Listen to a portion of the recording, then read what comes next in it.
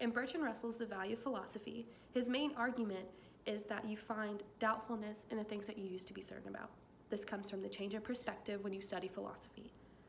For example, Bertrand Russell says, if the study of philosophy has any value at all for others than the students of philosophy, then it must only be indirectly through the effects upon the lives that it has on those who study it. This means that the people who study philosophy are able to see past the minor details of a person or a situation and understand their actions based on their past, based on how they were raised, based on nature versus nurture.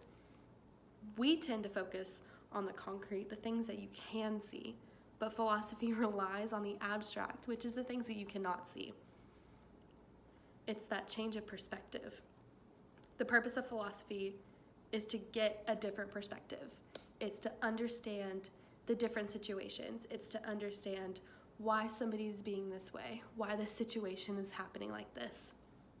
For example, I grew up in the American middle class, and I thought that everybody around the world lived exactly like I did. I took a trip to Central America, and I came back completely changed because I was grateful for the clean drinking water that I can just walk to my fridge and get. I didn't understand why this perspective in me changed until I got a little bit older and until I read Bertrand Russell's The Value of Philosophy. It made sense of why my perspective changed. It made sense of why philosophy is not measurable. It made sense of how the situations that I'm put in put doubtfulness inside of me instead of being certain about every little thing. Understanding philosophy takes you out of the box that you grew up in and what your parents taught you, and it helps you see everything else. It helps you see the underlying reasons why. Russell says, in contemplation, we start from the not self, and the thoughts of greatness of self are enlarged. This means that whenever you study philosophy and philosophers, then you see why they were so wise, because Socrates knew that he didn't know everything. He knew that he knew very little. So his self he learned how to go about his daily life and understand people. The metaphor of dog-mindedness was real interesting. Russell talked about this idea and how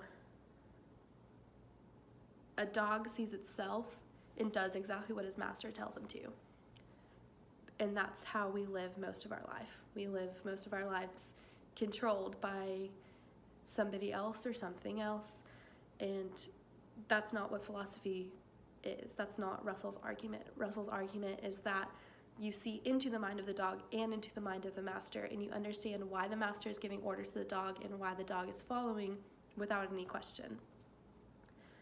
I think Russell's argument is, I agree with it. I think that you do become doubtful when you study philosophy and you understand everything else of why this situation is the way it is.